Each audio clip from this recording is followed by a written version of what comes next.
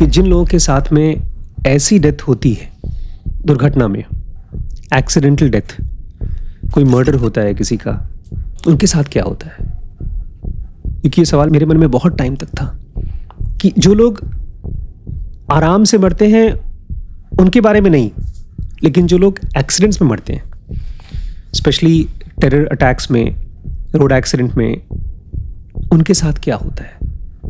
लेकिन आप इसको इमेजिन करने के लिए पहले आपको सोचना पड़ेगा कि आप वहाँ हैं। मुझे याद है रिम्पी गई थी अपने पापा मम्मी के पास ठीक उसी जगह पर, आज से करीब 2 या 2.5 साल पहले। और आज ही मैं किसी यूट्यूबर का वीडियो देख रहा था, बहुत फेमस यूट्यूबर है, उनका नाम नहीं पता, कॉमेडी की वीडियोस बनाते हैं, दोनों भाई बहन हैं शायद, और वो दोनों वहीं जाने वाले थे। उनका फिर वीडियो आया है कि हम लोग तो बाल बाल बच गए। हम लोग हमेशा यही सोचते हैं कि अच्छा हो गया हमारे साथ, लेकिन जब हो गया, बुरे से बुरा हो गया और डेथ हो गई, उसके बाद क्या होगा? आप लोगों को क्या लगता है, क्या होता होगा? या कुछ फर्क होता होगा? कोई आदमी नॉर्मल बुढ़ापे से मर रहा है, कोई आदमी बीमार होकर मर रहा है, किसी को हॉस्पिटल में ले गए, उसका इलाज हुआ, काफ़ी समय तक उसके ऊपर काम किया गया, उसके बाद मर रहा है, और कोई अचानक से मर गया। क्या उसकी आत्मा के साथ में, उसकी मॉलिक्यूलर बॉडी के साथ में, मतलब उसके सूक्ष्म शरीर के साथ में, दोनों के बीच में कुछ अंतर होगा? असल में मृत्यु 2 टाइप की होती है मेरे हिसाब से। एक है अकाल मृत्यु और एक है सकाल मृत्यु।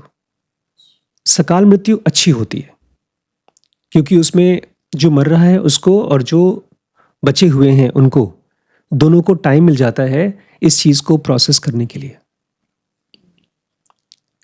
डेथ तो अपने आप में खराब होती है, लेकिन उसमें भी हमारा एक रिमेम्बरिंग सेल्फ होता है, माइंड, जो चीज़ों को याद करता है। तो जो लास्ट मेमोरी हमारे दिमाग में होती है वो अगर बहुत खराब है और बहुत कॉन्ट्रास्टिंग है कि कल तक मेरा बच्चा यहाँ पर घूम रहा था, खेल रहा था, कूद रहा था, हम लोग खूब एंजॉय कर रहे थे, और आज अचानक से गायब, तो बहुत शॉकिंग होती है दोनों के लिए। इनफैक्ट जो हम लोग जर्नी ऑफ सीरीज कवर कर रहे हैं उसमें हमने देखा था कैसे जो एकदम यंग सोल्स होते हैं, एकदम फ्रेश यंग सोल्स, वो तो मरने के बाद प्रोसेस नहीं कर पाते डेथ को, और काफी टाइम तक वापस मिलने की भी कोशिश करते हैं जिनको प्यार करते हैं। उनको ये नहीं पता चलता कि वो मर गए हैं। और वहीं पर जिनको भी काफी टाइम लगता है मरने में, जैसे मेरे एक जीजा जी थे, उनको शरीर छोड़ने में कम से कम 6 महीने लग गए। रोड एक्सीडेंट हुआ, हॉस्पिटल में गए, बचाने की कोशिश की, 2 महीने तक हॉस्पिटल में थे, फिर घर पे गए, पूरी तरह से पैरालाइज हो गए थे। या दादी हैं मेरी, बीमार, एमनीजिया, खाना नहीं खा पा रही हैं, घर वाले परेशान हैं। तो उनके केस में तो एक तरह से आदमी लुक फॉरवर्ड करता है कि किसी तरह से शरीर छूट जाए।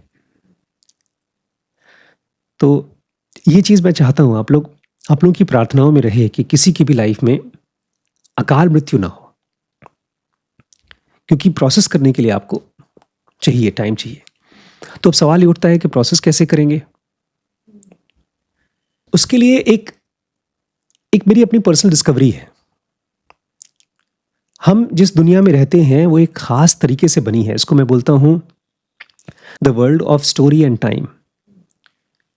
जो स्पिरिचुअल टीचर्स होते हैं, जो अपने आप को शरीर के बियॉन्ड ले जा चुके हैं, कृष्ण हैं, शंकराचार्य हैं, रमण महर्षि जैसे लोग हैं, वो ये मानते हैं कि इस दुनिया में ये सब चीज़ झूठ है, माया है। लेकिन आम आदमी अभी भी समय के धागे में जो भी मेमोरीज पिरोए गए हैं उसको याद है। ये मेरा पति है, ये मेरी बीवी थी, मैं यहाँ रहता था, इसने मुझे मारा है। हर रोज हमारे माइंड में मेमोरीज का एक रिकॉर्डिंग होता रहता है और वो हमको लगता है सच, जबकि ये केवल आधा सच है। इस आधे सच को हम लोग रोज जीते हैं, हम लोग रोज मरते हैं थोड़ा थोड़ा। एक तो हम एक्चुअली मरते हैं सोते समय, हमारी सब मेमोरीज गायब हो जाती है।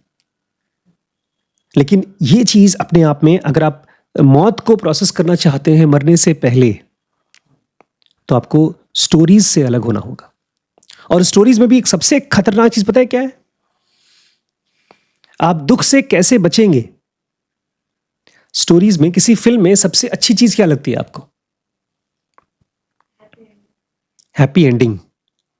और अगर हैप्पी एंडिंग नहीं तो कम से कम एंडिंग तो पता चले, क्लाइमैक्स। हमारे माइंड को खाना खाने के बाद जो मीठा मिलता है या एक स्टोरी के बाद जो क्लाइमैक्स होता है, उसकी बड़ी क्रेविंग है। इसीलिए हम लोग बोलते हैं कि यार ये बेचारा यंग मर गया, इसकी तो अभी शादी हुई थी, अभी अभी तो बच्चे हुए थे, अभी तो पूरी जिंदगी बची हुई थी। और ये कुछ और नहीं है, हमारे ब्रेन की क्रेविंग है for the stories. In stories को आपके दिमाग में ये ऑटोमेटिकली बनते हैं, लेकिन जहां पर भी आपको दिखाई दे रही है कि स्टोरी टूट रही है, जैसे अभी हुआ या आपके किसी फ्रेंड के साथ हुआ, उसको एक फैक्ट की तरह देख करके ऑब्जर्व करिए। हमारा माइंड क्या करता है, जैसे ही कोई दुर्घटना होती है, कोई दुख की घटना होती है, उसको गायब कर देता है। उसको देखना नहीं चाहता, उसके बारे में बात नहीं करना चाहता। बात करना चाहता है तो हमेशा रिएक्ट करना चाहता है कि बदला ले लेंगे हम, उसको छोड़ेंगे नहीं। वो अभी भी अपने रिएक्शन के जरिए स्टोरी को ही चेंज करने की कोशिश कर रहा है, जबकि ये दुनिया एक बड़ा सा कैनवस है टाइम का, और उसके ऊपर मेमोरीज का बन रहा है स्टोरीज। ये इसका भाई, वो उसकी बहन, ये राजा, ये प्रधानमंत्री, ये पुलिस वाला, ये टेररिस्ट। जबकि देखा जाए तो ये सारा का सारा खेल, जैसे भगवान कृष्ण कहते हैं अर्जुन से, सब मैं कर रहा हूं, सबको मैं ही मार रहा हूं। इनफैक्ट जब भगवान कृष्ण को गांधारी श्राप दे रही थी कि तुम लड़ाई रोक सकते थे, महाभारत की नहीं रोका, बोलते हैं जब कोई भी दोनों पार्टीज में से कोई भी आदमी मर रहा था तो मैं मर रहा था। तुझे पता नहीं कि जितना दुख तुम्हें है तुम्हारे बच्चों को खोने से, उतना ही ज्यादा दुख मुझे भी है। लेकिन भगवान कृष्ण के लिए सारी स्टोरीज उनकी स्टोरीज थी। इनफैक्ट ऐसा माइंड स्टोरीज के लिए क्रेव नहीं करता। तो अगर आप डेथ के लिए प्रोसेस करना चाहते हैं तो अपनी लाइफ की जो सबसे वर्स्ट चीजें हुई हैं और उसके बारे में जो सो कॉल्ड गिल्ट है या डिजायर्स है, अधूरी इच्छाएं जिसको बोलते हैं, उनको एक खूबसूरत थैंक यू के साथ में खत्म कर दीजिए।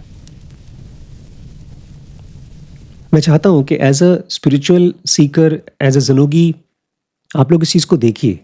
अभी आपके साथ तो नहीं हुआ ऐसा कुछ, लेकिन जब भी आपके साथ कोई छोटी सी दुर्घटना होती है, मान लीजिए बहन ने भाई को कुछ ऐसी बात बोल ली जिसको हर्ट कर गई, या पति पत्नी में कोई बहुत बड़ी लड़ाई हो गई, तो उसको देखिए कि this is the part of life, this is the part of the story and this is reality.